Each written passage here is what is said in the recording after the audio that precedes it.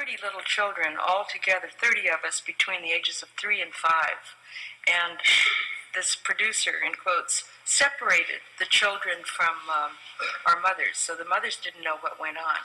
So it was pretty rugged, pretty tough time. Being a starlet was difficult. I was a starlet from 3 and a half to 5 years of age. And you were known as One-Take Temple, weren't you? Because you always knew your lines. Yes. We have a picture of you here. What's this from, for heaven's sake? What's that from? Oh, well, that's a war film. That's What Price Gloria? Or What Price Glory? Looks like All Quiet in the Western Front from here. Close. Yeah. So did they keep you in check by putting you in this... where? In the box? In a black box. In the old days, they had one sound box on the stages to mix the sound. You know, they were black and they were on big rubber wheels and had a little narrow window way up high.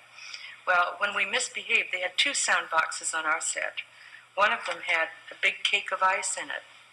And when any of us misbehaved, we were sent one by one into the black box to cool off and think about it, in the dark, with the door closed. I got a lot of earaches, I got a lot of styes, I got a lot of problems from that. I was in the box several times.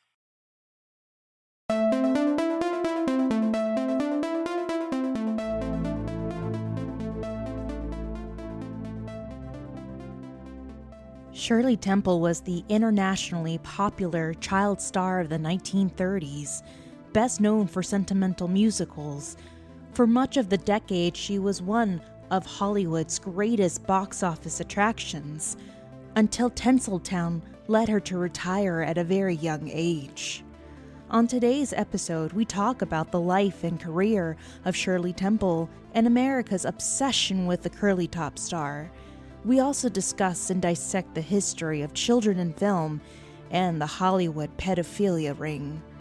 Did the Baby Burlesk films that Temple starred in have sexually suggestive undertones?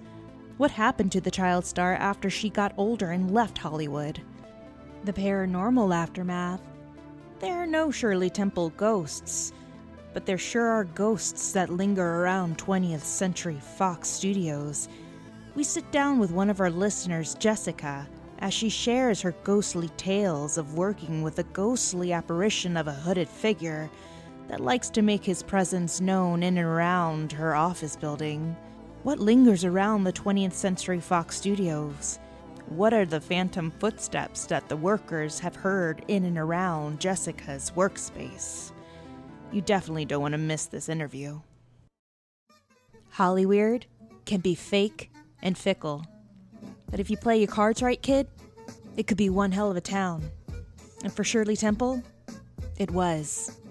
So grab your favorite tap shoes, guys, as we travel back to the 30s and 40s and talk about the life and afterlife of Shirley Temple, Baby Burlesque.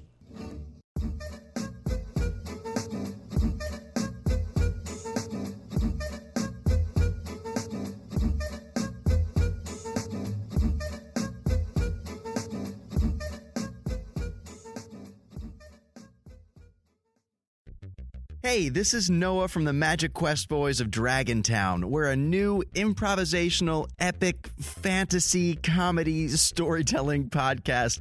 We're playing D&D. Okay, look, we're doing Dungeons & Dragons, and it's awesome. Our Dungeon Master is incredible, and he wrote the whole campaign. Don't worry if you haven't played Dungeons & Dragons before. You're going to love it. Everybody loves it. It's the best. So come check us out. We're everywhere you can find podcasts. That's where we are, and also on social media at Magic Quest Boys.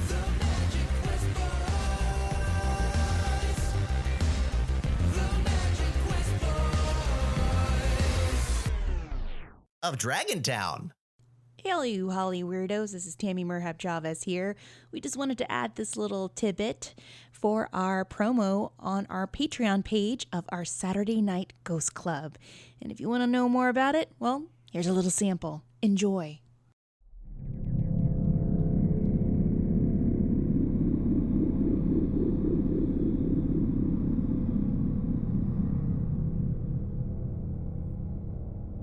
This is a story about my creepy-ass house in Pasadena. Oh, God. That was hella haunted when I bought it. by something that was living in the bedroom closet. When did you buy the house? I bought it in 2008.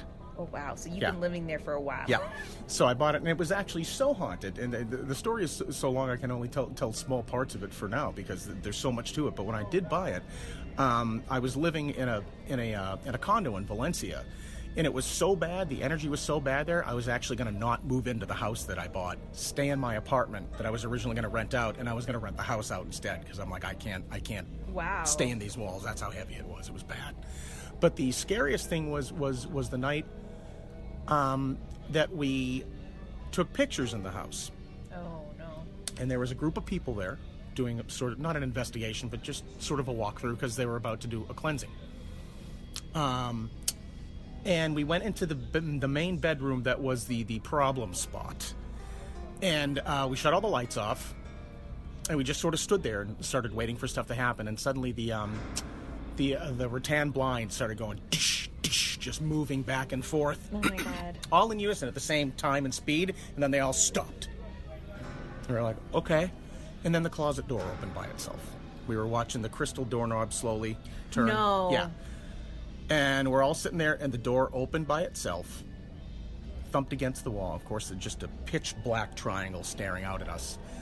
And my buddy Gary turned on the lights, and at the same time, someone snapped a photo. And I'm going to have to find the photo. When I do, I will send it to you. Because I had it on my phone, and I deleted it because it gave me such anxiety to see. Oh, in fact, no. everybody who looked at the photo, they're like, I don't like the way that makes me feel. I'm like, yeah, it shouldn't. Yeah, and you live with So- that in your house. So what I can only describe as peeking up out of the corner of the frame, like it was peeking at the camera, looked like a black version of Cookie Monster. Oh, hell no. And it had whitish sort of indication of eyes that look and to the point where people started calling it the Fraggle. Everyone has a ghost story. It might be an urban legend you heard in a sleepover, or that time you saw a family member appear and disappear in a blink of an eye right before the hour of their death. It might not even be your story. We all have ghost stories that have crawled into the deepest parts of us and never let go. If you're lucky, then these stories may not have involved you in the first place. Cross this threshold with us as the nights get a little longer and the veil gets thinner with the Saturday Night Ghost Club on Hollywood Paranormal's Patreon page. Want to hear these sidewalk ghost stories?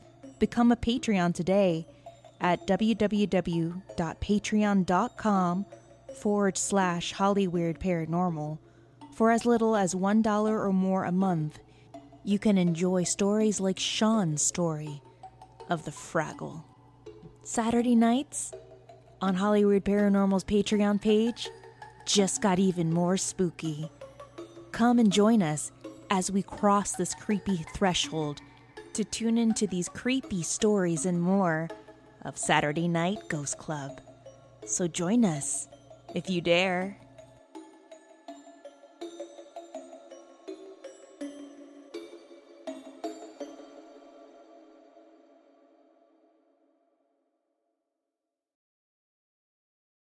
It's about that time. We're about to jump on this good chip lollipop right now. Boop. Yes, guys. We're excited to be talking about Shirley Temple. The drink? Yeah. Perfect. What would you call a Shirley Temple, like, mixed with alcohol? And what kind of alcohol would you use in that drink? Ugh, I mean, Would pair well. it's like so sweet. Probably vodka. Vodka. Ooh, yeah. I can't imagine anything else. Would that be called a Russian temple or something? Boo. Ooh. Czechoslovakian temple. Yes. I hated whenever I worked in food industry. Yeah. And like, can we get like some Shirley Temples? Like, can you please leave my section? Thanks. I'm really too busy for that. Because like, you would always have to make it yourself. Because like Right. a bartender's not going to make that for you. They're like, huh, you're joking, right? I'm fucking busy. Don't order your shitty drink. Ugh. That's right. We're starting this off full of anger. Right. And talking about drink concoctions. Guys, welcome to Hollywood Paranormal. Hi. Hello. We're your hosts, Tammy Merhab Chavez. And I am Bryce Mitchell-Williams, And if Shirley you- Temple hater. I was hoping you would show up with some ringlets on. Oh my God. Could you imagine? It's too hot to wear a wig. Oh God, it's too hot to wear anything right now. It is about, I want to say like 90 degrees outside. We had like a brief little whisper of autumn. We did. And it's been ripped away from us. It has. It really has. It's been like, it's between like warm and crispy here in the valley. Don't worry, I'm still going to wear a sweater. Yeah, regardless. There was one instance, I think it was on Wednesday or Tuesday, I walked out and I almost like cried. I was like, it's sweater weather. I know, I did too. I was so happy. Like, I'm going to wear layers. I'm going to look like a basic bitch. And literally everyone in the office was like, you look so cute today. I was like, yeah, because like I was born to be in layers. Meanwhile, the valley is like 120 degrees. Exactly. Like, if nothing else, let's fight global warming so that I can wear a sweater. Like, exactly. I think that's a cause we can all rally behind. Like, fine, you don't like Greta, you don't like the politics behind it. Okay. But let me wear a sweater. Mm-hmm. Please stop using straws. Yes, save the turtles. Save Bryce. Get him a sweater. Start a GoFundMe. Get Bryce a sweater. Yes. Well, guys, we are about to hit a really, really interesting story about a famous Hollywood icon who's actually from California. Yes. Shirley Temple, or Shirley Jane Temple, or as she was known in her older years, Shirley Temple Black. Mm-hmm. And it's a very interesting story. Mm-hmm. Like, when we think of Shirley Temple, we think, oh, happy little girl, innocent little films. No. This is going to be a pretty interesting discussion, because as we researched her films and the types of people that she worked around, it wasn't that innocent and it wasn't that nice, I would say. Timely. Yes. So real quickly, what we're going to do is just touch on children in film, just like in a brief history of how children were introduced in film, the Coogan Act of 1939, and then we'll hit the earlier life of Shirley Temple, how she got involved in film, and also pedophilia in Hollywood. There are some pedophilia undertones in her early films of the Baby Burlesk films, and also a couple of her films that that made her famous. Bright Eyes, where she sings the famous song Good Ship Lollipop and Curly Top. And then Bryce will talk about her later years, her later career. She actually ended up really doing well in her later years, like as an older adult. Like, she becomes like a very important part of like doing a lot of work with the United Nations and everything. So she is not a tragic tale of like those child stars that, Yeah, she's one of the few. Very few. Very, like I say, a handful of them that actually, led a very fulfilled and positive life after, leaving Tinseltown. Yeah, I mean, we can definitely talk about that more, because I think a huge reason for that is that because her career started so early, and, if you think about it, like, the actual number of years is quite a long career. Yes. But then when she, quote-unquote, retires, as you'll discuss, I'm sure. Retired as in, like, finger... She's 22. Yeah, finger quotes. And so I really think about it, and we're going to talk a lot about Judy Garland today. Yes. Because I think essentially they were on such similar paths as we talked about in our episode about Judy Garland and the Wizard of Oz. Right. Shirley Temple was the number one choice. Judy Garland was the backup, essentially. Oh, and there's a story Yeah. as to why that was. Yeah, and so it's like this whole thing where like she gets out so early, and then look what happened to Judy Garland, who didn't get out early, and her adult life is just chaos. And check out our episode to hear what I'm talking about.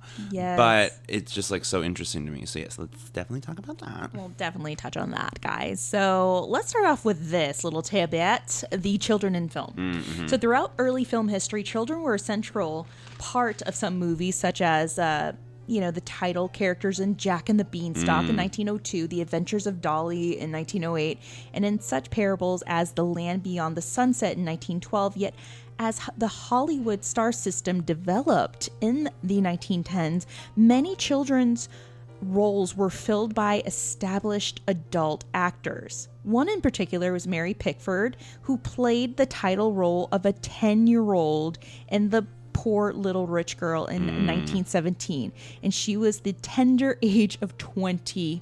1924. Wow. Portraying a 10-year-old girl. Can you believe that? Now, in 1919, Lillian Gish played the role of the childlike waif in Broken Blossoms in 1919 at 23 years of age, and her adult co-star in that film, Richard Barthelmess, played the role of a boy in Tullable David in 1921 at the age of 26.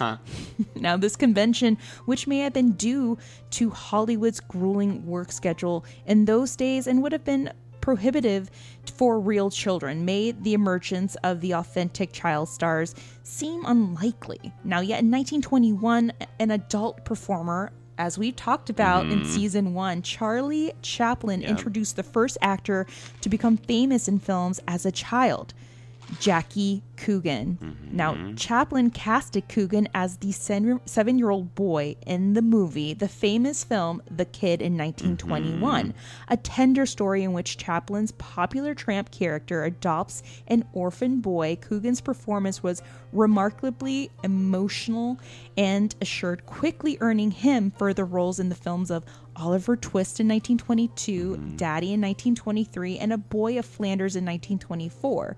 So his success soon made him the youngest person in history to earn $1 million. Damn. Most of which his parents squandered over the course of his youth, to the point when he got older to collect it, he was broke. Damn. They went through that millions. That's crazy. It's so sad that, like, one of the things that I'm always shocked by is that there's nothing really that original in the entertainment industry. No. Because you look at Gary Coleman. Oh, yeah. Same thing. All of these, like, Lindsay Lohan, Beyonce. Like, it's this very common thing where, like, these kids grow up and then they become at the age of emancipation, and there's these, like, really ugly legal battles because, like, they don't have their children's best interest at heart. Exactly. It's really sad. Money makes people do stupid things, especially with parents and their children. Yeah. So such exploitations of child actors led California legislature passing the Coogan Act in 1939, which was intended to protect acting children's assets. Thank you, California. Yeah. We did something right in the 1930s, right? Crashing it. Now, the most popular child star of the 1930s, and perhaps the most popular ever, was Shirley Temple. Now, Temple's success obviously motivated Hollywood to promote child stars even more. So we're going to go ahead and go back to 1928, and the setting is Santa Monica, California. And Shirley Jane Temple is born on April the 23rd of 1928. She is the third child of homemaker Gertrude Temple and bank employee George Temple. They are pretty much of a Dutch, English, and German ancestry.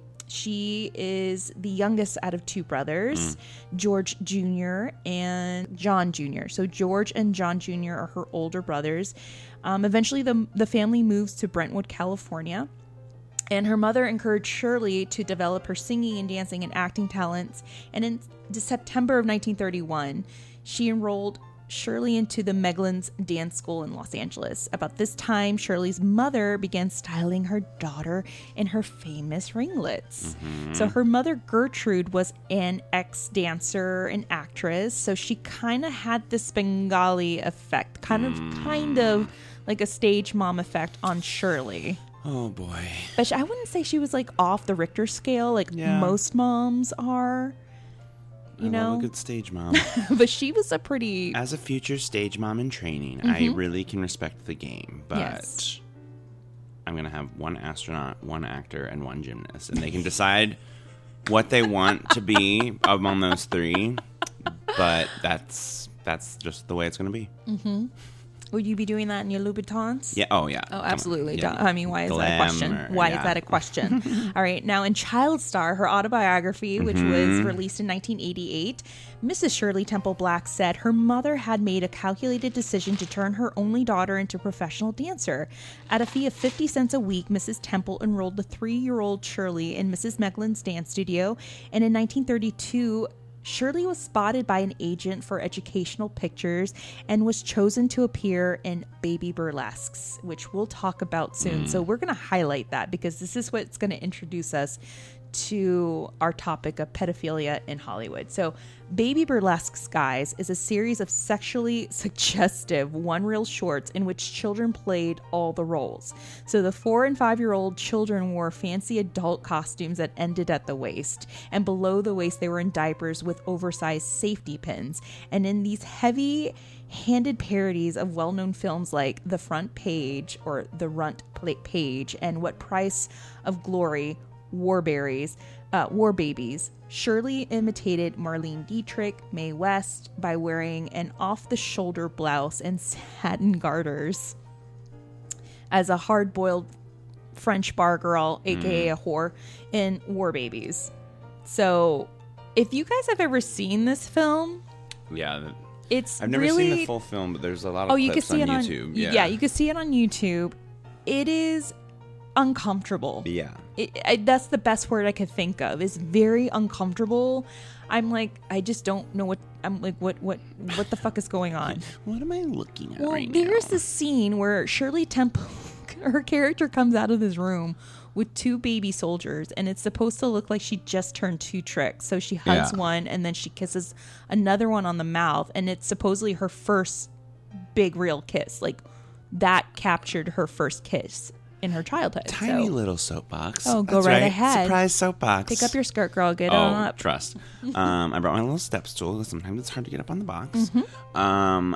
I find it, I don't know what it is about people's like obsession with like making children like kiss and like have a little boyfriend or a girlfriend. Mm-hmm. It makes me insane. I just feel like I'm looking at like a dog talking and they're just like, isn't that cute? And I'm like, am I just not getting it? Because no, it's not fucking cute. Like, stop making your fucking 6-year-old kiss like your friend's other 6-year-old, Right. for like your Instagram. It fucking weirds me out, and I feel like I just don't get it.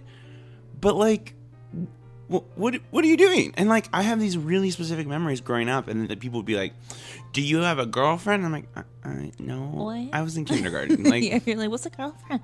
yeah, Yeah. it's so weird. I find it so bizarre. That scene in particular, I'm like, why the fuck are they making her kiss? Like, Yeah. she's 3. Because they're putting her in those. Well, they are putting all the actors in these I know. adult scenarios. Like, they have one serving milk, which is supposed to be liquor. Another one, doing a strip tease on a table. Like, I'm sorry, I can't. it's like I get the hold it shtick of together. it. Like, the whole thing is like they're babies that are like adults. Like, it's a cutesy little shtick. I get it. No, But, it like, wasn't cute at all. It was doesn't have just to be uncomfortable. sexualized. Like, yeah. just pick a movie that isn't. It's just so weird to me. I Mm-hmm. don't know. The whole thing, I'm like, it's not normal. It kind of reminds me of like the pageant, pageant girls. Ugh. We got to do an episode on pageants. Yes, we For a do. different podcast, Just for a probably. different podcast. I Anyone who wants to love- join us on that, more than welcome to reach out to us. All fucking right. baby pageants. I find them so They fascinating. are very disturbing, Uh-huh. weird and disturbing. All right, now according to the article in New York Times in 2014, Baby Burlesque was followed by 2 real comedies and a year of casting calls for young Shirley, and bit-part auditions that garnered young Shirley half a dozen small roles. Now, by Thanksgiving of 1933, she was growing older, and she was 5.5, which is old in Hollywood if you're a child star. Yeah, Jesus Christ. And in the previous 2 years, she had earned a total of $702.50. Now, her mother, Gertrude, did the sensible thing. She shaved a year off her daughter's age. You have to shave a year off of a 5.5-year-old girl to make them look like they're infants. Like, 5.5 is adult and kid years, I guess. So you have to shave like the year off for 4 so she could be a fetus pretty much in Hollywood. Is that, I mean, like, even like a 5-year-old is still considered old in Hollywood. Can you believe that? I can. Yeah. I was like laughing while trying to research this Well, because I'm just like, what the fuck? But it is like this weird. Oh God, I'm just gonna have so many soapboxes today. I'm they're gonna apologize. like stacked in the corner of my Yeah. room here. Blanket apology for this episode, but it's that thing where Hollywood is like obsessed with aging women, especially to like make them mature enough to sexualize them, but then punishing women for getting too old to Right. be sexualized. Like, well, now you're like a mom character and we can't fuck you, so you can't work anymore. But also, Millie Bobby Brown, perfect example. Oh, you're God. like the sexy up and coming star. Like, no, she's 12. Right. She's not sexy. She's a fucking child. Stop trying With to like a age her. skincare line. She's With like a she's a skincare mature. line. She's a mature 12. She's like wise beyond her years. That's just a lot more words to say you want to fuck a child. Like, gross. Yeah. So this is like the perfect example. Like, she's too old at 5. So like it all is so gross. It's so gross, and it's a secret because she doesn't discover that, you know, she's a year older until her 12th birthday. Her mom sits her down and says, actually, Shirley, sorry not sorry, but we have to shave the year. You're actually 13 years old. Jesus Bye. Christ. You know, kind of. Wow. And she, you know, is so great in handling this stuff with such ease, but we'll kind of just, you know, go over how that kind of affects her in her teen years, you know. Now, her career begins in 1934. She was picked to play James Dunn's daughter in the Fox Fantasy Stand Up and Cheer, one of many films made during the Depression in which music chases away unhappy reality. And she was signed to a 2-week contract at $150 a week and told to provide her own tap shoes, which I get. Provide your own shoes. Feet are funny. I get it. Yeah. And back then, like, they didn't have It was a stock. different. Yeah. It was really different. Now, within an hour of completing her song and dance number, Baby Take a Bow, she was formally placed under contract to Fox for a year at $150 a week, and the studio had the option for 7 more years and would pay Gertrude Temple an additional $25 each week to take care of her daughter and to also maintain her famous ringlets. So the exposure that Baby Burlesque afforded Temple led her to a contract with the Fox Film Corporation. When she was 6 years old, she appeared in her first Hollywood feature film, Carolina. When offset, she attended the Westlake School for Girls. With Fox, Temple made an additional 8 films, including the smash hit Little Miss Marker. The young actress, singer, and dancer with the bouncing golden corkscrew curls was an instant hit and became America's sweetheart literally overnight. So President Franklin D. Roosevelt even called Temple Little Miss Miracle for raising the public's morale during the times of economic hardship, even going so far as to say, as long as our country has Shirley Temple, we will be all right. Now, Temple's song and dance routine to the tune on the good ship Lollipop in 1934's Bright Eyes, which we will touch very soon, earned her a Special Academy Award for Outstanding Personality of 1934. By 1940, Temple had 43 films already underneath her belt. Now, we'll fast forward into her teen years. So she gets older. She's still attending Westlake School for Girls after months of being given the cold shoulder because the older she got, the more that Fox was pulling away from her. Yeah. So she decided she might as well, you know, do well by herself. So what Fox Yes, queen. Yes, what Fox had dropped, MGM pretty much picked up, and we're going to go over this really soon. So MGM picks up 8 months later, but the little girl was now entering adolescence. She's at the age of 12 or 13 by this time. On her first visit to MGM, Mrs. Black wrote in her autobiography, the producer Arthur Freed, in his office, unzips his trousers and exposed himself to her. Being innocent of male anatomy, she responded by giggling, and he threw her out of the office, as you should. That what a great response. Yeah. Just laugh, and just like, you know, chassé away. And then cut it off. Cut it off, pretty much. Yeah. All of this happened while her mother, because her mother was present with her, but her mother was in a different office getting groped by Mr. Goodwin from Jesus MGM. Christ. Yeah, like it was ridiculous. As we talked about in The Wizard of Oz, like these were the big 5, MGM and Fox. So these were these 5 machismo studios, all ran by males. Of course. Literally step into my office, close the door, and let me unzip my trousers. Let me, you know, rub my manhood on you, and maybe, you know, we could come up with an agreement, which is disgusting. And then, like, here's the little thing that I love. I fucking love when, like, cis white dudes are like, it's a really hard time to be a man right now. And I just want to fucking bop them. Like, I'm like, please. It's been going please on inquire for more. generations of generations. Mm-hmm.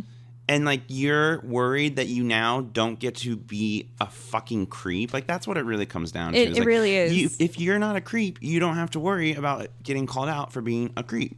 Do you know what I mean? So, like, you shouldn't have anything to worry about because everyone is just asking to be treated like a decent human. That's all it is. That apparently makes it a, quote, difficult time to be a guy. Especially actors. They're like, it's just like a really hard time to be a white guy in the acting industry right now. God, it's really hard to think with the right head, and I mean the one in my pants. Like, no, it's the one on your shoulders, your dipshit. Like, child is getting exposed, right. And you're being molested, and that's just the way the business was. And if you didn't like it, then like you don't have to work here. Like, it's a hard time. Oh God, I can't even. We're like never that. gonna get this episode done because it's still fucking like that. It's still like that to this very day. Like, you guys don't understand. Like, we work in the industry, and when I fit like these starlets in these clothing, I hear a lot of things that are conversed between them and their managers. Like, can't you believe like that producer called me at 1 a.m. and asked me to come over to his condo? I'm like thinking, like, for what? And they're like, they wanted to like go over a script with me and have drinks. And this fucking actress is a 16-year-old girl. Like, what the fuck you're doing calling a 16-year-old girl at 1 a.m. in the morning to have drinks? Pulling a fucking page right out of the Harvey Weinstein playbook. Playbook. Right there. Yeah. How to Be a Creep and Get Away with It by Harvey Weinstein. Like, it's so hard. I'll never get to be Harvey Weinstein again. Are you fucking kidding me? Yeah. Like, that's your response? Ugh. Sorry. Welcome to Rant, a podcast. Now, she continues her studies at Westlake and picks up chain smoking and becomes the first girl to be engaged out of her class. Now, she accepted a ring from a 24-year-old Army Air Corps Sergeant, John Agar Jr., a few days before her 17th birthday. And they were married on September 19th of 1945. They end up having a daughter. They were divorced by December of 1949, year after the birth of their daughter, Linda Susan. Now, less than 60 days. This is why I love her in a way. Less than 60 days after the divorce, Miss Temple, 21, met and became engaged to Mr. Black, then the 30-year-old assistant to the president of the Hawaiian Pineapple Company, who claimed he had never seen a Shirley Temple movie. And they were betrothed after a 12-day courtship. And they were actually married for 55 years. Look, that when you know, I guess. She doesn't waste time. No. She does not waste time. Yeah. I like a woman that takes initiative, man.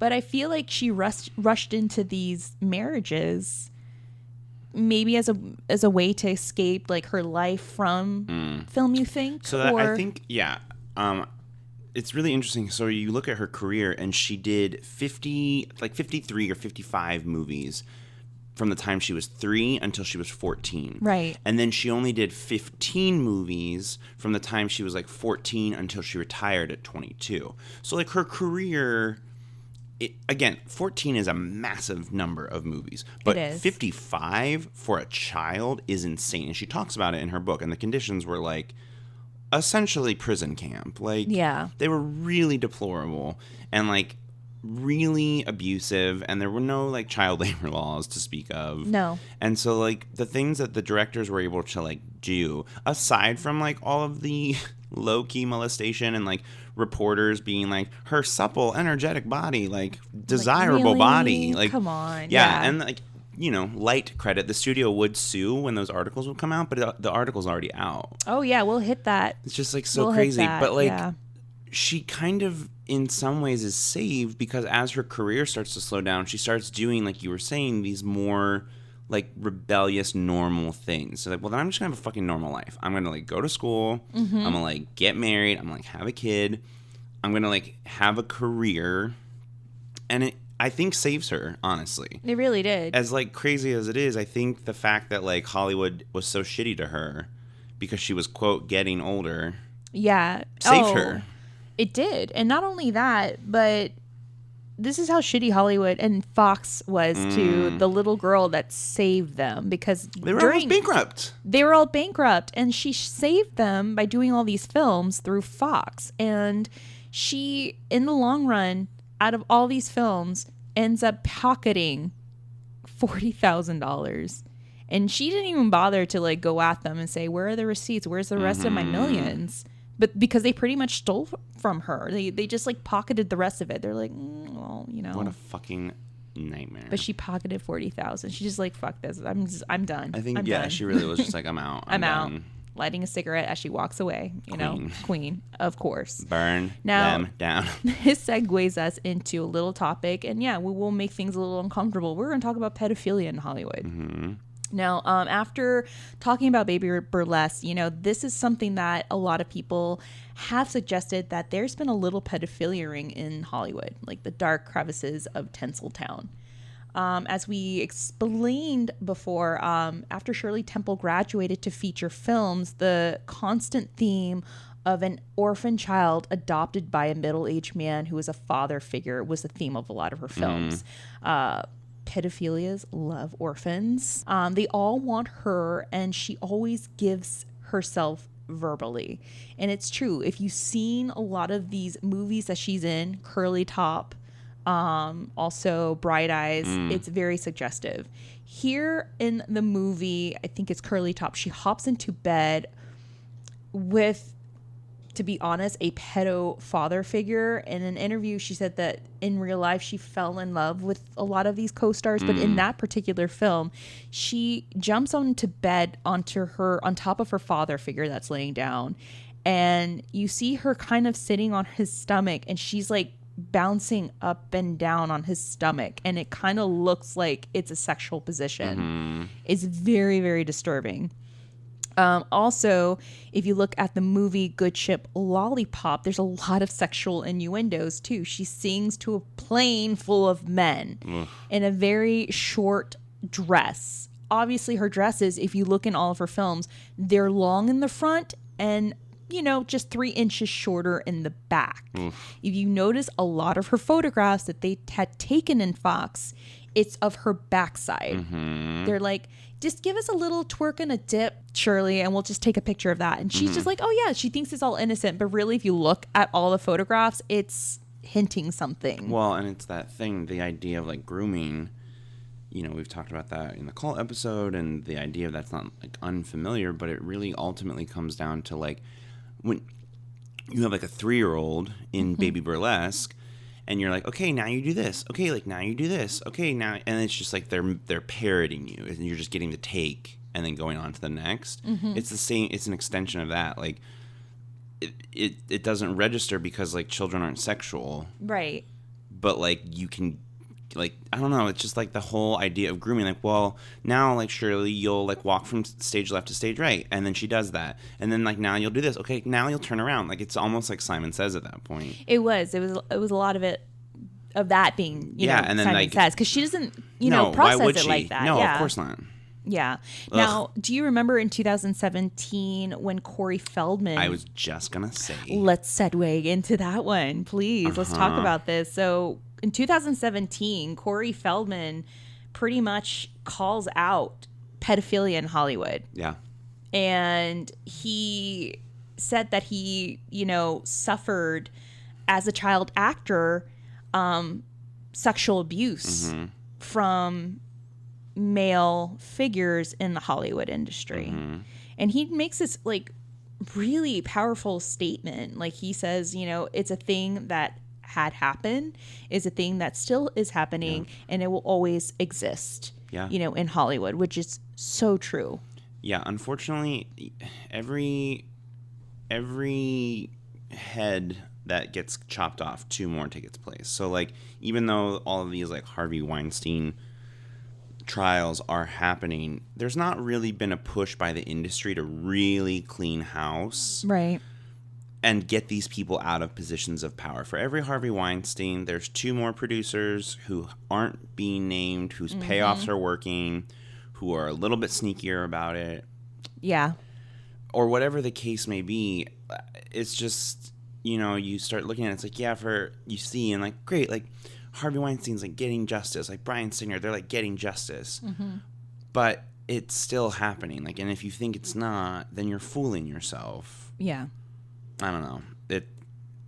It's just very sad when you think about like what people are willing to do and what people are willing to take advantage of in this industry. And how they are going to be silenced. That can segue us to this individual that, I mean, a lot of people said he wasn't a big fan of Shirley Temple, but if you look into his article that he wrote, he was really blowing the whistle on these executives and how they were sexually exploiting her as a child.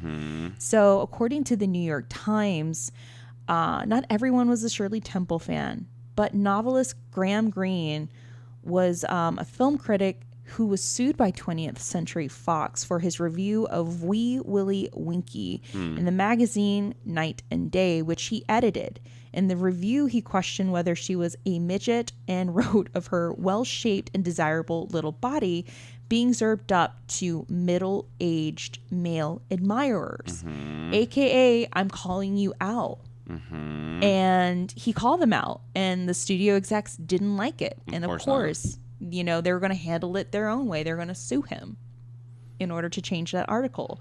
But looking back at it, he was the only one, in my opinion, that really blew the whistle on it. Well, and it's like all the things we talk about with Judy Garland that were being done. There was like all these rumors that were circulating around Shirley Temple. Like that her hair was a wig, so then like she'd be in public and people would be like yanking her hair. Oh yeah. And she would like, none of her teeth ever fell out because they were having her wear like a flipper in all the films.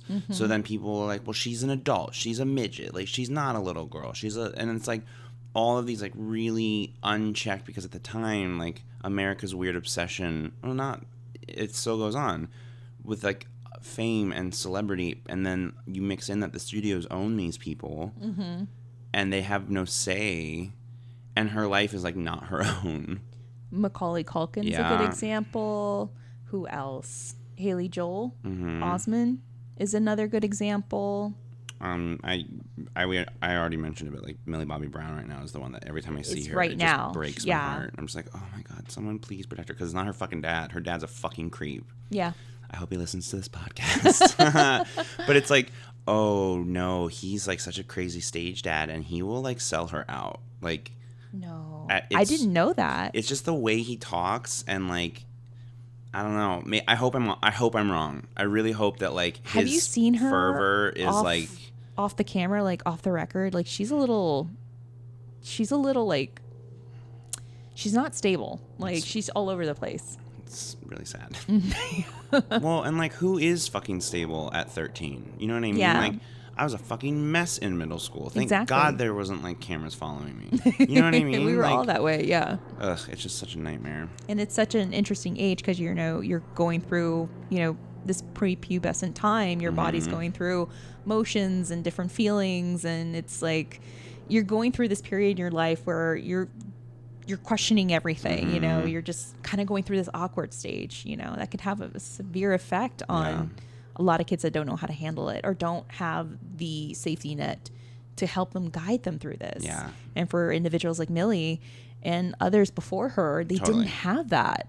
They're just looking at profit. Well, look at all we have a cultural sort of like running gag about like starlets that like burn out: Amanda Bynes, Lindsay Lohan, Britney. Oh like, my gosh! And it's like cliche at this point because it happens so often. Yeah. And it's like we pretend like we don't know where it's coming from. You know what I mean? Like, gee, can't imagine why they're completely losing their minds in their mid-20s. Because like they've been dealing with this shit since they were like 14, 6. Like it's crazy. You look at like those OG Mickey Mouse clubbers, like. Yeah. They all went fucking crazy, and then some of them have like since stabilized, but you don't escape unscathed when you're that young. Exactly. Look at Drew Barrymore. Good example. I mean, she had a very crazy streak too, and now like she has stability. Now she runs, Flower Power Productions. She produces. Like now she's divorced, but she has a child, and she's a working woman. She's a working mom now. She has that. That stability. But then again, like the leg up is that she was born into a Hollywood family. Yeah. So, yeah. Now we can segue into her later career, to Shirley's later career. So she leaves. So she retires at 22. Yeah, she leaves the the whole ripe old film, age. the film industry at 22 Yes. because that's how it goes. And so she basically, as an adult, she decides to run in 1967. She was like an active member of the California Republican Party, which like I always have to remind myself like means something different than it does now. At first I was like, Shirley, no. I'm like, oh wait, Republicans used to be a different thing. Right. I forgot. So Judas, no. yeah, so she in 1967 she runs and she loses. She comes in second for an open Congress seat. But because of that, it essentially sets her political trajectory, and that's what she then does alongside of like philanthropic work for the rest of her life. And so she continued being involved in the Republican Party, although she lost.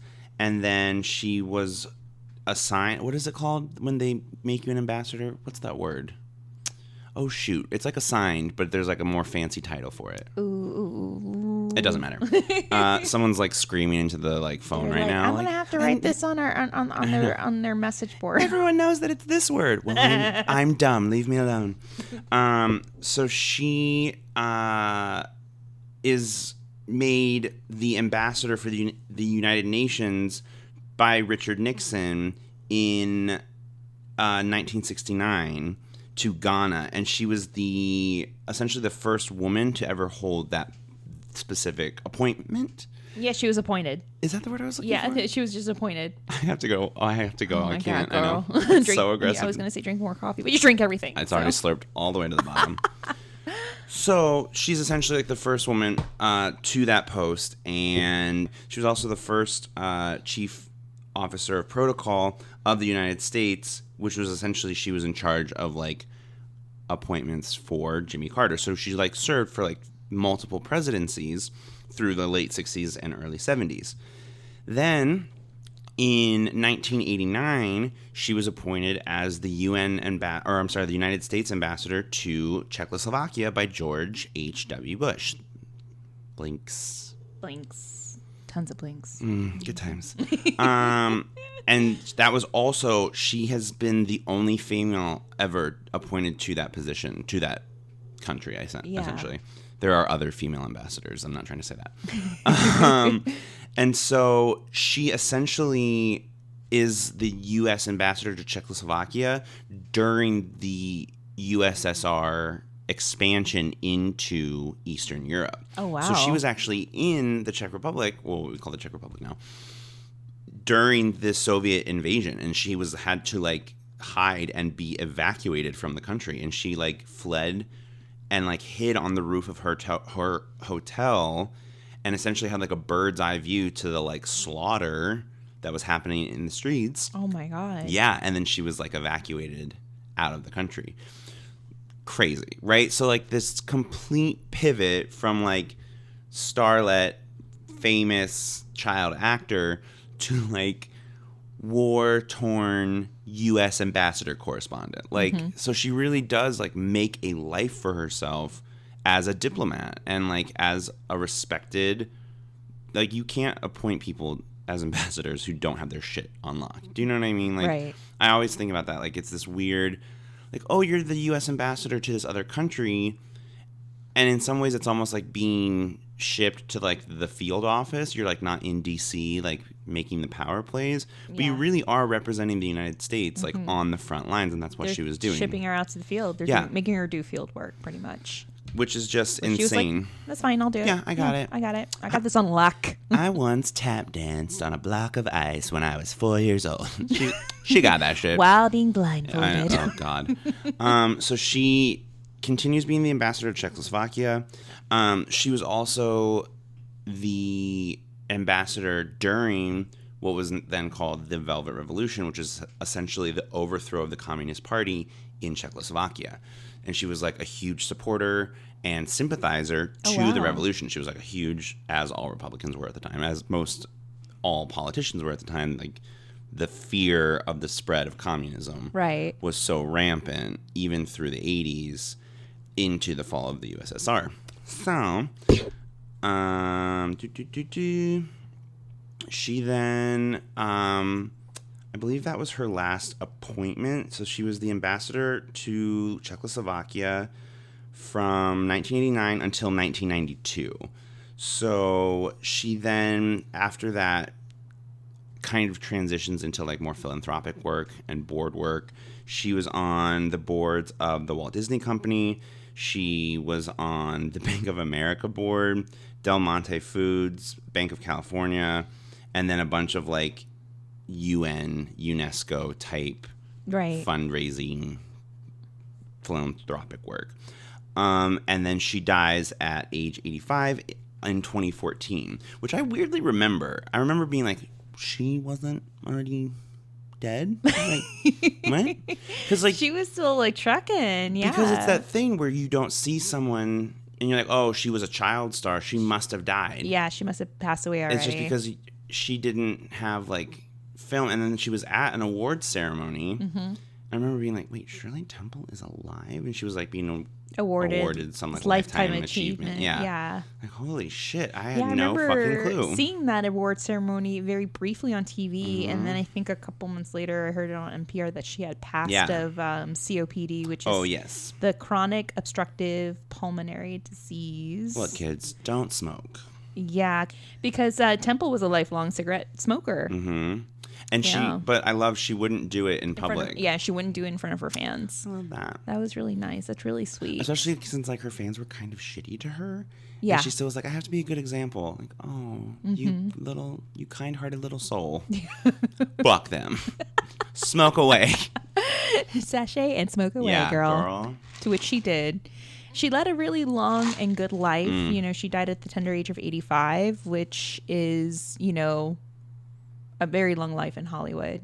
I mean, as sad as that sounds. And it's so crazy because if you like break it down, she essentially like, even though she will always be known for her time as like a child star, right? In terms of like numbers, she actually was an ambassador and like a diplomat for far longer.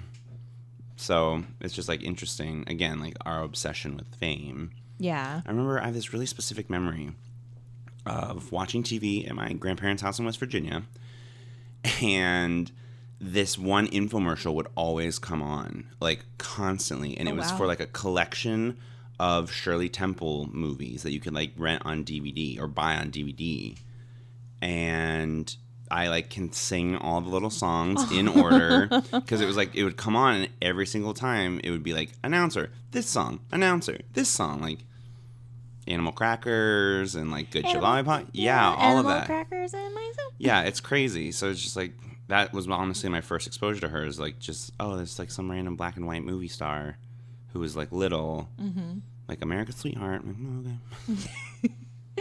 Well, guys, that was the life of Shirley Temple. Yes. And we're going to go and transition into the paranormal aftermath. Now, I've researched... They breathe a sigh of fucking finally. God, thank God. Get off the box. This podcast lasted longer than her fucking career. Just fucking talk about ghosts. Are there Shirley Temple ghosts? Nope. Nope. Bye. But that's it. So, actually... we have something better. I had the amazing opportunity to meet and interview one of our listeners, Jessica. And she is not only one of our spiritual baes, an avid listener of Hollywood Paranormal, but she is one amazing human being. Yes. And we've been talking back and forth. And last Saturday, we were sipping on some iced coffees while talking about ghosts at her job. Yes. Bryce couldn't make it because he just can't deal with ghosts. I know. No, he just you were a hardworking girl. I felt so bad. I was like, is it this weekend? Literally. No, you've been really busy. I know. Yeah. I've been having this like weird, let me just like lay on your psychologist couch really quick. Okay. I've been having this weird phenomenon. Like I get off work on Friday and I get so much anxiety because I have so many things going on during the weekend, which is like, what a first world problem to have, I guess.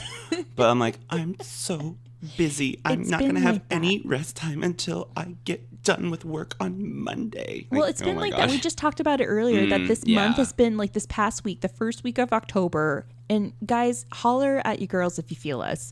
But this week has been insane. Like, everybody's been stressing, having anxiety. I have a lot of personal plates spinning myself. Yes. And I read that, like, the moon's in Pluto right now, which is causing a lot of chaos and challenges. So by the 13th, which is the next full moon, the moon will be in Jupiter. So that will be a resolution to all of our challenges. Like, hurry the fuck up. Look, call me Persephone. Call me Persephone, because I need Pluto to stop fucking me. Like, that's where we're fucking at. It's happening.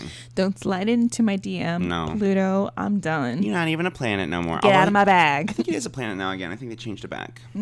Poor Pluto. I know. I'm not a planet either. It's okay. He's like the middle child of, like, a family of Yeah. 7 or 8. How many planets are there? Girl. Good times. Good times. Like, God, like, get with it. All right, guys. So our homegirl Jessica works for 20th Century Fox. Yes. And it turns out that she shares her office space with a few coworkers and a hooded figure. Yes. So here's our interview that happened this past Saturday at the Palms Coffee Bar in Burbank. Now, guys, sorry for any outside sound pollution. We were sitting outside and there was traffic. If we would have sat indoors, we would have had to talk over the loud background music inside the cafe. But it is what it is. Don't at us. This is how it was. We had a great meeting. Yeah. We talked over, like, ghosts and iced coffee, and of course how fabulous Bryce is. Oh, God. So here is our interview with Jessica. Hey guys, I'm sitting here with one of our awesome listeners. Hi, I am Jessica, and I work on the Fox lot in Century City, California. We got one, bays. So you have a slew of stories connected to the Fox lot. I do. And in regards to Fox Studios, they were pretty much home to a lot of famous stars. One in particular that we just talked about, Shirley Temple. And you work in a specific building that has unusual occurrences. And we want you to definitely tell us every single thing. Like, drop the book ledger of the receipts, Jessica. All right, I'm dropping receipts. So, the building I work in, it was built in the late 20s, early 30s. It's a stage 1 and 2 building, and it's where they record a lot of soundtracks to various movies. And it's, Shirley Temple has recorded music in there. They did music for Planet of the Apes, Sound of Music, The King and I. A lot of history. And it's a beautiful building, but it's also a creepy building if the sun is down. Yeah. And you've had some experiences along with coworkers of some unusual things that have happened. I think early in the morning, let's just say even late at night. Tell us about, like, your first experience in the lot or in your building. So when I started, I used to work alone on Saturdays. And I would get there super early, like before the sun came up. And what I would hear is I would go in the room, set my stuff down, then fill up my water, or if I left something in the car and I was like, oh, okay, I gotta go back downstairs, grab something out of my car, I would hear footsteps. Like maybe there were people working in there, like other people walking around, and it's like a raised floor, so it's like even if you're just walking by yourself, it's like kind of echoey and kind of hollow sounding. And so I would hear these footsteps, and at first I was like, oh cool, I'm not alone in the building, go and do my thing. But then when I would go and look for these people, just for some human contact, right, to say hello, there'd be nobody there. And then I would go downstairs and I would go outside in the front building, I would check the back of the building, there were no other cars. And so then I would put 2 and 2 together and sprint back up to my room and slam the door behind me. Bryce has told me, like, as you should. Because I told him about your stories, and he, like, freaked out. He's like, or she could burn the building, but that would be, arson. Bryce says you should quit immediately. 2 weeks notice is like 2-second notice. Yeah, I'm like, hey, this place is haunted. I have to go. Deuces. So I've had I've had other coworkers be like, yeah, I've heard footsteps, and they're just so nonchalant about it. I'm like, well, what do you mean you've heard footsteps? Like, right. Like, I mean, it's the validation is good, And it's also kind of scary, but I'm also like, well, I want to know more. I want to know who's walking around. Right. And I'm sure the building has had a lot of renovations. There's the main orchestral room, and that has been the way it is since I'm pretty sure it's been built. And when the doors open, like I can always tell down the hall if that door is open because you can smell instruments and old wood, and it's just a very old, musty smell. It's very specific. But my coworker and I had a thing in the kitchen upstairs. Oh, I remember you messaging me about this. This is an insane story. So my friend and I go in, and we have tea time. So we go and we make tea. Sometimes I get coffee, we do tea, whatever. So I'm at the sink, and the way the room is situated, it's like there's the door. When you walk in, immediately to your left is the sink, and then to your right is a little table, and it's a fairly small kitchen area. And so I'm at this, we walk in, and there's this, what we perceive to be some rando dude, just sitting there, head down, hood over his head. No. Cue Bryce going, no. Which is one of my favorites. And so we both kind of look at him like we just look. He doesn't acknowledge us. We look at each other like, that's weird. So I'm washing my cup at the sink. The door is open, so it's obstructing my view. So I can't see this guy, but my friend is leaning against a counter, and she's facing him. And she looks at me, and she's got this weird look, and we keep looking over at him. And it was very, like, it was also early. Like, we get there early, like 6 a.m. It's still dark. Yeah, and there aren't a lot of people in that building that early. I mean, there's like a handful of us. Right. And so we don't know who this is. We're just like, whatevs. So we're talking, we're going back and forth. She says something to me, I respond. She looks at me for a moment, Tammy, just a moment. She looks at me and then turns back and goes, where did he go? And I look, and the guy's not there. The chair's empty, but this guy who we thought was just staring into his lap. And I didn't see like a phone or anything. Like I just saw this dude staring, and I was like, okay, whatever. Like you don't want to stare at somebody and be rude. Like we just kind of kept looking, but then this person was gone, and so I was all, well, where the hell did he go? So there's this overlook that it looks, you in the kitchen, you can look down into the floor below. This like little, I guess, vestibule area. Yeah. So you can look down there, and so we both run over there. We look, and there's nobody there.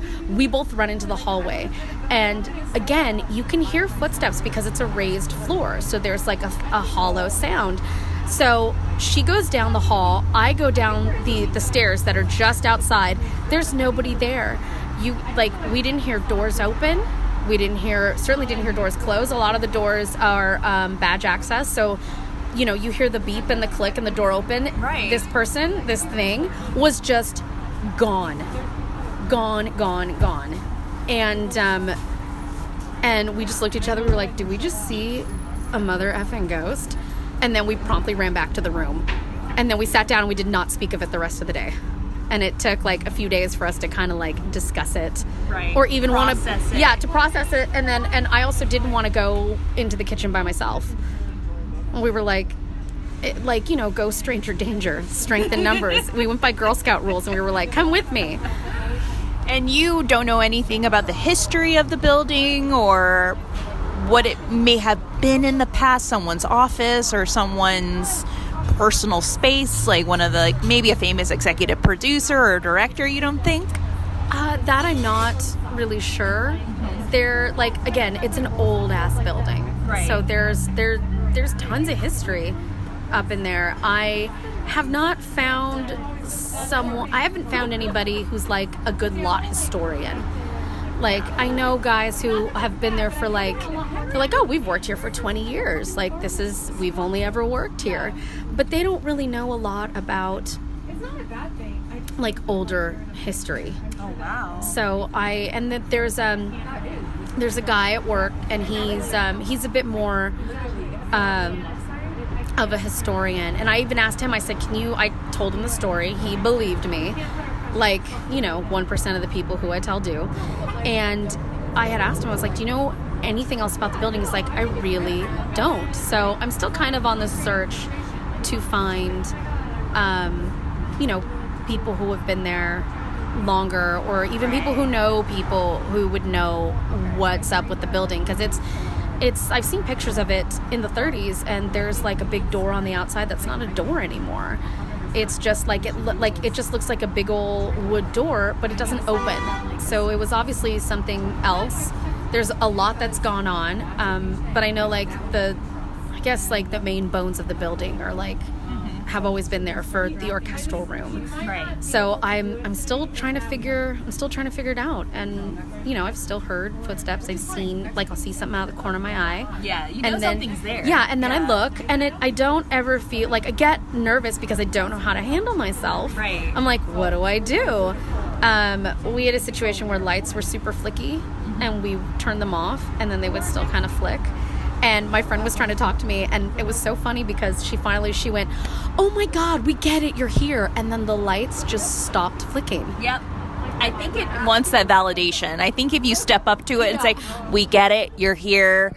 Yes, you're dead and you're proud. We understand. Yeah, I think it was just kind of like, excuse me?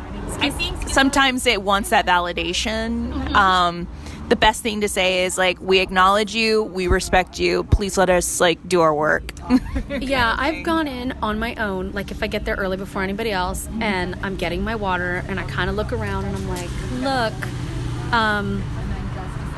I respect your space. I would hope that you would respect mine, because mama's gotta make money. Right.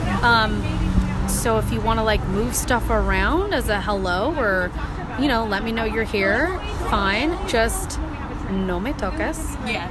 I'm like, please don't tap me on the shoulder. I will scream, I will run, and that will be the end of our relationship. Yes.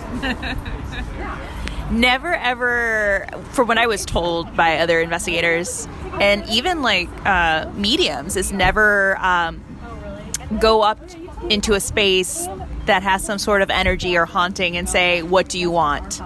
Because that's like inviting something in. Yeah. It's always good to say, to establish and set the space, like, hey, I acknowledge you, good or bad, but listen, Holmes, like, let me do my work. Let us share the space.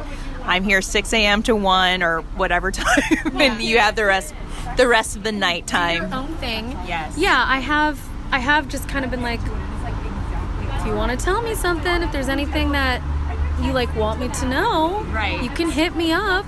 Just please don't be aggressive. I'm like a baby investigator. Be like gentle. Be gentle. Be gentle with the baby. Speaking of words, you downloaded an app and you have collected, if we could go over the words, you collected.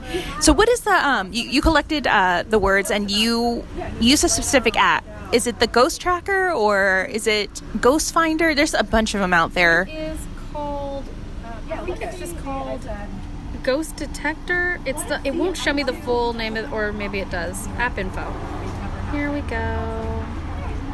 It's called Ghost Detector, and I have an Android phone, and it's like a teal blue circle with like a black handprint. And, one of your episodes, you guys were talking about spirit boxes. Mm-hmm. And I was watching Ghost Brothers, and there was a guy who was like, let's bring out the spirit box. And he was just using his iPhone, and I was like, oh, crap, there are apps? Yeah. So I downloaded an app, and I would kind of be like, hey, do you want to tell me something? Do you want to say something? And so I've got a whole word history that I started in early September. And so I've got a couple names. I've got, some random things like someone just said England, or there was one where it was like, go away. And I was like, okay, here's the thing though. I work here, so I can't go away. Mm-hmm. So I need you to respect that. And I'll respect you wanting to kick it in here. But please don't be rude. And then anything else has just been random stuff. Like every once in a while I'll get stuff where it's like, don't belong, or maggot. And then sometimes I'll get something that's like fun, wind, man, laughter, like Katie, gently. I'll get like, it's a lot of random stuff. I've asked it because you and I were texting back and forth, and I was like, this is what I'm getting. You go, try and be specific. So I've asked him, like, can you tell me something about myself? Can you tell me my name? And it'll give me a name, the name Allie, and I've seen it a couple times, and I'm like, no, that's not what my name is. And immediately after it just said lies. And I just cracked up. I was like, no, that's actually not. So it went from, I was like, can you tell me my name? And so it went from like Allie to Sally. And I was like, no, it's not Sally. But I'll get like a lot of random stuff. And so I'll also, like, every once in a while I'll get like a negative word. Like it'll say cursed, or it'll be like no priest. And I'm like, that's probably the dick who was like, go away. And he's mad that I put my foot down. And so I'll just roll my eyes and I'm like, I'm not falling for it. And then that word nothing else stops. But it'll just be kind of like stuff, like just random stuff. Like I was thinking about like getting water or like tea, like doing like our tea time. And I was like, should I get tea, or should I maybe like do a little lap around? Like I'm waiting for something to download, or I'm ahead of schedule, and I'll try and, be active, get my steps in. And so, of course, as one should. Yeah, I was like, what should I do? And like, you'll see like the levels will go up really high and they'll stay high, and then they'll kind of come down, and then a word pops out. And the word said walk now. And I was like, all right, let's go for a walk.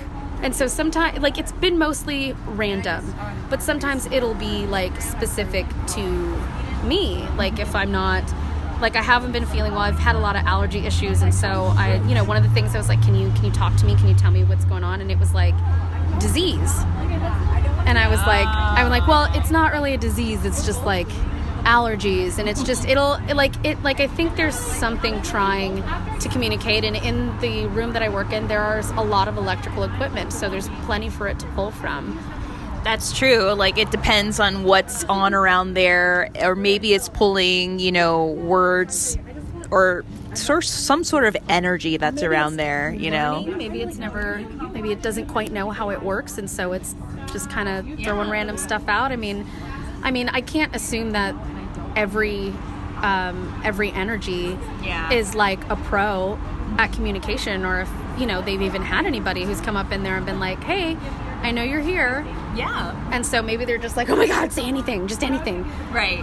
Or it doesn't know or recognize like what a phone looks like, an iPhone or an Android, Sometimes you have to tell it, or tell whatever is there to, like, you have to describe the instrument in your hand and ask them, or direct them how to communicate through that instrument. Yeah. Like whenever I do a lot of paranormal investigations, I'm taught to, first off, tell them what you have in your hand and direct them how to communicate with that specific, device or tool. Mm-hmm. So it does help.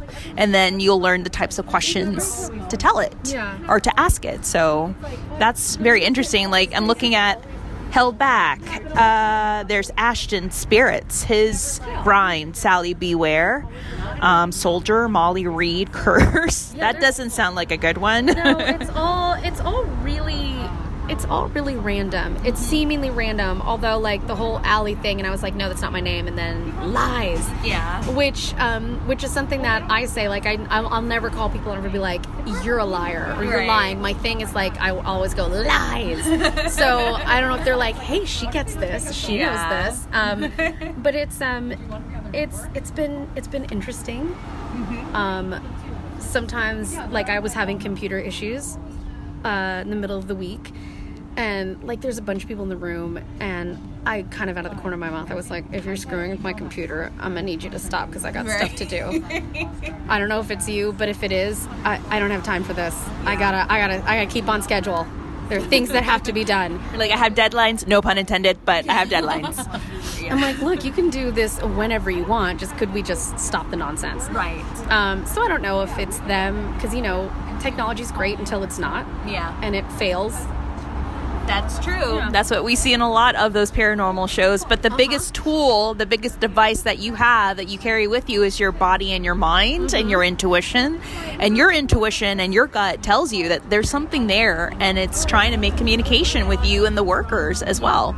But it's so funny because you were also telling me, like, you are getting other validated statements in regards to, like, whatever's going on in your job. And we mentioned this in past episodes, how you'll meet that one or two individuals that are complete skeptics, and then you tell them, well, I'm not a skeptic, I believe in this, and they're like, well, by the way, I do have a ghost story. But they don't exist, but here's my story. In the studio store, one of the guys there was like, he's like, I don't believe in all that, but I have a story. And I was like, oh my God, Tammy was right. And he was saying there was a clock that would stop on Marilyn's birthday, on her birthday. And he said that it was like around her time of death. I don't know what time he's going by, but he was adamant that it was on her birthday. And it was like more than 1 year that this occurred with new batteries in the clock. And I was like, so what happened to it? He's like, oh, I got rid of that. It freaked me out. And I was like, no. Oh, man. So who knows where that clock is stopped. That's very interesting, because you even mentioned in the studio there is like a poster or mural of the 7-Year Itch, which is one of her biggest films. Yep. Yeah, on one of the stage buildings. And I mean, these stage buildings, it's like they're like 3 stories high, and like they're just massive. These massive buildings, because within that stage they're creating like I've seen 2-story houses, complete 2-story houses built within these stages. So they're big. And so on the side of one of them is this big Marilyn mural. So there's definitely, and there are pictures of her in the dining area. If you go upstairs to use the bathroom, there's pictures of her on the wall, and there's Shirley, and there's Rita Hayworth, and there's a lot of really cool old-timey black and white pictures like around the lot, depending on what building you're in. There's a lot of history there. I'm wondering, have you heard any stories in the sound stages or in these lots of other activity that's gone on? Any other tales or anything that's circulated? I want to say not yet, because I'm just kind of, it wasn't, like I said, it wasn't until I was listening to your podcast that I have started to kind of like realize, like pay attention to things where I'm like, oh, I've heard footsteps. I've heard stuff. And, I get there early. I'm still waking up. And so a lot of it's just been like, there's nothing there. There's nothing there. But I'm like, I can't imagine there aren't other people, but they just, I mean, there's definitely, because of the skeptics and, Hollywood and all that, like, it's not one of those things, like saying you go to therapy. It's still not quite one of those things where people would just like accept. So I would be shocked if there weren't other people. They just don't know who they can tell. Yeah. So I'm feeling people out, just be like, hey, you ever heard anything like weird? And if they're like, no, I'm like, me neither. And then I move on, because I'm just like, I'm not getting into it if there's no thing. I was trying to ask Craig Owens if he knew any stories of the paranormal from Fox Studios, but he used to work at Paranormal. He's like, oh, there's a slew of stories, but Fox, I don't know anything.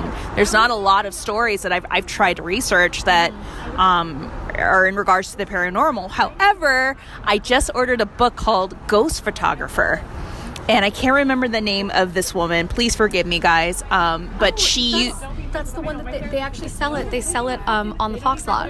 Yes, she worked for Fox for many years. She was actually like a numbers check. Like, she was the head data analyst for Fox, and something happened. Her mom passed away, and after her mom's death, like, she became more open all of a sudden. She started taking pictures of locations all over Fox and Century City, and then she started seeing like visions of the dead. Yeah. And they were communicating with her, and she wrote this book to pretty much share her tales and her ghost photography. But there are stories based on the Fox lot that I should be getting this book by Monday, I think. Okay. Because they didn't have a Prime option on it. So isn't that the worst? It's the worst, but she has a bunch of tales in regards to it. So I'm sure after this interview, I'll share it when I do a post with Bryce. But it's supposed to pretty much hold a lot of stories, especially ghost stories in relation to the Fox Studios. Yeah. Because I mean, it's old. Mm-hmm. It's really old, and I'm sure there are, higher ups who have been there since they were 18 who worked their way up, because that's how it was done. That's how it is done. It's more rare to see that, but it's still a thing. So I'm sure there's some old guys in suits crunching numbers somewhere. I just don't know them. That's true. That's true. Probably they're still working in the afterlife, which sucks. That's why they're always in the kitchen or the break room. Yeah, because they're like, oh no, I gotta go back. Yeah, I gotta go back to work in the afterlife. Well, thank you so much, Jessica, for sitting down with me, having coffee. Of course. Bryce is being a busy queen today, guys, as she should. But thank you so much for sitting down and, talking ghosts with me. Oh my God, of course. This has been awesome. All right, guys. So that is our little interview with Jessica. Thank you so much for I don't know, it's just so sweet that she took the time to do that. And she was that's so awesome. Thank you so much. We brought our little goodie bag. We had iced coffee. We talked ghosts. And here's a little tidbit too, a little thing that happened that we noticed. We were sitting 2 doors away from the Ace Sewing and Vacuum Shop where I caught the apparition of Frank on my sunglasses. Weird. Yeah. So it was just so interesting talking about ghosts just literally a doorway away from where I had a very interesting paranormal experience. Yeah. So if you guys want to learn more about it, if you go on our Instagram, you can see the picture of the image of Frank. But long story short, I parked in front of this shop. I was doing a video, as you've seen on Instagram, and I caught something on the lenses of my sunglasses. It looked like someone was standing in front of my car when no one wasn't. And it turned out I caught an image of a man, and I called the shop owners the next day, and I had it confirmed that, yes, their shop is haunted by a former worker that died on his way to work. Aww. And his name was Frank. And when I showed them the picture of the man in my lenses, they confirmed that it was Frank. Oh my God. Yeah. So it's a very interesting tale. I want to see if I can interview them again for our Patreon, but amazing. It's just goes to show you, I guess the best way to say it, if you open yourself up a little more to the spirit world, they'll come through 100%. So for Jessica working at 20th Century Fox, I feel she's a little more open to, which is why she's kind of receiving, these little hints and I guess telltale signs that something is there. Yes. Yeah. Definitely keep opening yourself up, but really hold on to the instinct to run. That's my favorite part of all of these stories. So then we ran. I was like, yes, girl, get out of the house. While he was listening to this interview, I should just take pictures of how he's cringing, screaming and cringing. She's like, oh no. Yes, I would run far away. I would be the star of the shortest horror film ever because I'll just run. You would be the smartest one. You're I'm picking up my shit and going. Speaking of, and since we mentioned Drew Barrymore as well, I watched Scream for the first time. What? I know. So I've seen it before, but only the first scene with Drew Barrymore. Oh, wow. Which is super fucking traumatic and super scary, and by far the scariest part of that movie, because the movie dissipates as it goes on. It kind of morphs into a thriller. Yeah. As you start realizing and putting things together, and God, is it gory. But that first scene is fucking intense, terrifying. It is. They really set the tone of the film. Yeah. They're so smart. I love that. It was Wes Craven, right? And I love that they promoted it starring Drew Barrymore, and then she dies in the first scene. Yeah, classic. All of that to say, the first line out of Neve Campbell's mouth is I hate scary movies because everyone always runs, or everyone always goes upstairs to investigate. I'm paraphrasing, obviously, instead of running out of the house. And then as soon as something starts happening, she runs upstairs. I'm like, Neve Campbell, you little idiot, get the fuck out of that house.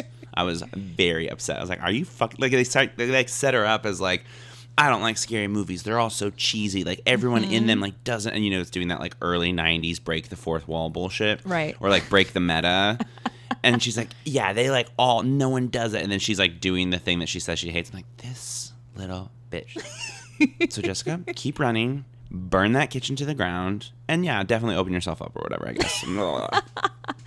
Well, I tried looking into more stories in connection to Fox Studios. There's nothing. I even talked to Craig Owens.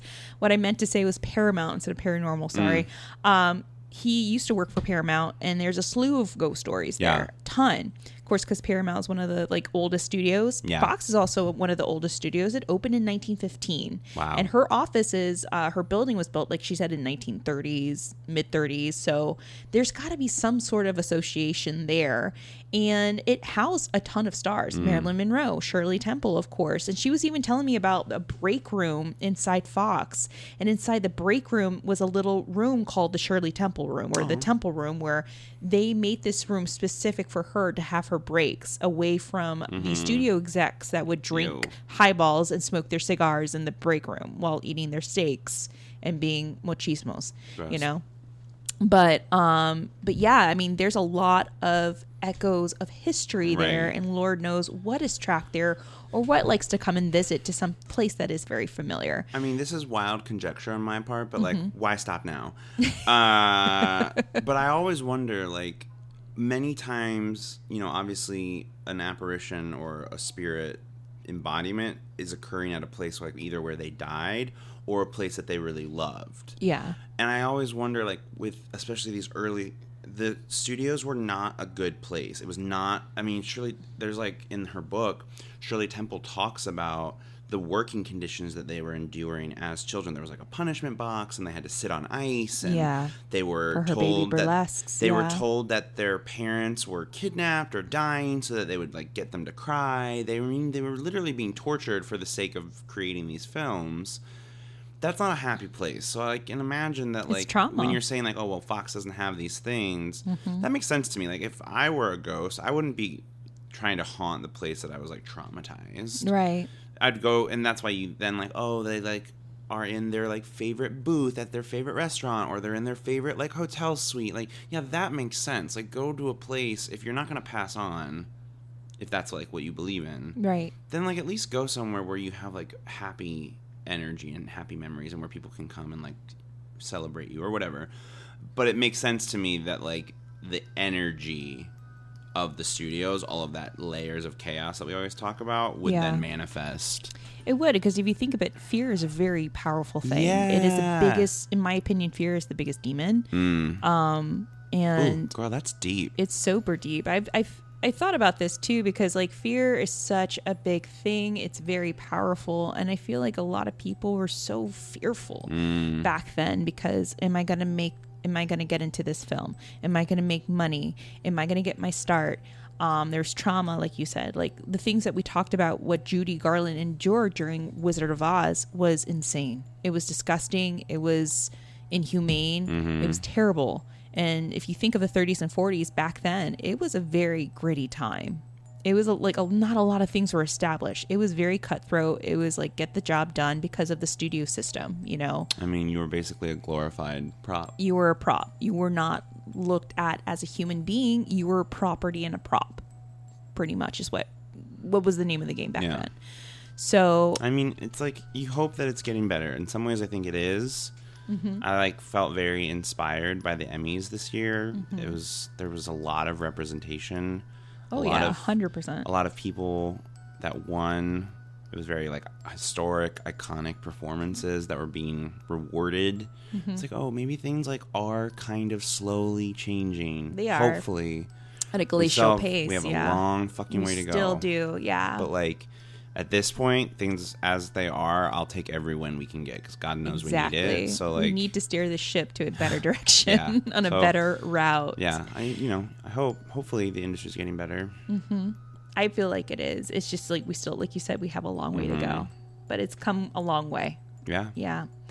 The book that we mentioned earlier in the interview, The Ghost Photographer, it's pretty good so far, guys. So it's written by Julie Rager, who's the president, chief data strategist, and head of media at 20th Century Fox. So she wrote this book back in 2018, and it's not the book that you think it is. She pretty much gives her personal opinion and her experiences into entering the spiritual world. So it turned out that it started with the death of her mother. She was very close to her mom, and how grief was another form that kind of opened her up. It just like grief was the demon that ripped the veil away from her third eye. So since her mother's death, she started to experience a lot of paranormal activity. She would hear hear and see things that she couldn't explain. And it's all written in her book. She is called the ghost photographer because she is really big in ghost photography. There's a chapter towards the end of the book where she shares a lot of these interesting photographs of apparitions that she's captured using smudge smoke. There's an apparition. I'm not even joking. I'm going to pull this up right now, Bryce. I'm going to show you something. Oh, God. Everybody's going to hear the fear in your voice. But she takes this picture at a Neil Diamond concert at the Hollywood Bowl. And clear as day, you see. Ew, I can even see it from here. You see an God. apparition of a man that she claims it wasn't there before she took the picture. And it's it looks like a man that's in stagehand wear. Ew. You see it, right? Oh my God. But you can make a face. He's in a stage blacks. Oh. And she clearly states in the book, like, while I was watching this concert, there was no one standing stage left of Neil Diamond. And it just so happened that it is an apparition. And according to sources connected to Hollywood Bowl, they have experienced things backstage that is in relation to that apparition. People have claimed that they've seen a man in black roaming around backstage. And he's just kind of there, just like running the show, even in the afterlife. Oh, God. Yeah. But like we mentioned, remember that the stage absorbs everything, right? Yes. And in a lot of these stories that we share, it seems like a lot of these apparitions come back to the place that they're so familiar with, their work. Oh, and especially if it's like a stage manager. God, can I you come know. with a more dedicated group of people than stage managers? Seriously. Like, a good stage manager is a fucking gift. And like, Yeah.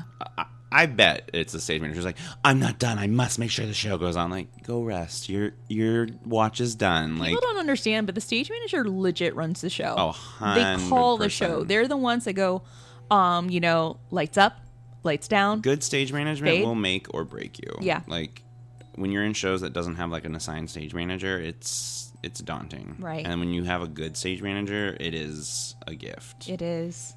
Shout out stage managers. Shout out to you, and shout out to Jessica. Thank you so much, Yes, Jessica, for that thank you. interview. Guys, go and check out The Ghost Photographer by Julie Rieger. All right, guys, so we have a couple of shout outs before we take this to a close. First and foremost, shout out to Magic Quest Boys. You heard the promo in the very beginning. Go check them out if you're into Dungeons and Dragons and just funny stories. I played my very first Dungeons and Dragons game ever this Oh my week. God, I know. no way.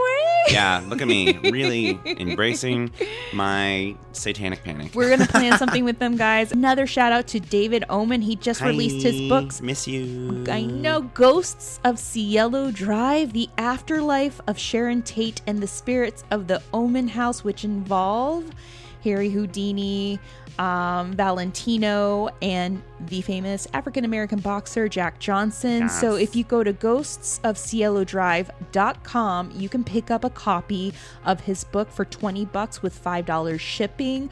Go check it out if you want to learn more about the paranormal experiences and stories connected not only to his house but also to Benedict Canyon. Another shout out too is to our Patreon, Christina. Thank you so that's much sweet. for suggesting that we do Shirley Temple. Yes, what you a are good call. legit a producer. You're a Gucci producer, guys. Speaking of Patreon, Please if you don't flash any child actors your penis. You know- Now that you're a producer, you have a responsibility to the craft. We can change it from the inside.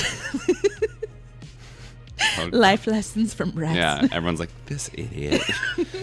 Well, the guys, worst. speaking of Patreon, if you want to be like Christina and be a producer on Hollywood Paranormal, Thanks, make girl. suggestions for our episodes, then you can do so for as little as $1 or more a month. Even if it's just for that 1 month or for the first 3 months, you want to kind of throw some paper, then you can do so by heading over to patreon.com/Hollyweird Paranormal.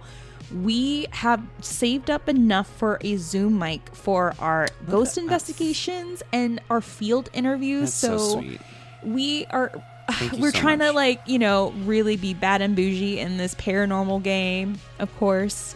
So another thing too, speaking of our Patreon, I'm starting a little thing during the month of October and for the rest of the months just to see how it goes. But we're going to start Saturday Night Ghost Club. I was inspired by the Craig Ferguson book, Saturday Night Ghost Club. So Saturday Night Ghost Club is going to happen this month of October for 2 Saturdays each month. We'll see how it goes. I'll be collecting sidewalk ghost stories. Cool. So I'll be collecting sidewalk ghost stories from, listeners, friends, coworkers, even my nail tech. Yes. Every time I go out and tell people what we do for this podcast, what I do in my spare time, they're like, "Wait, you do that?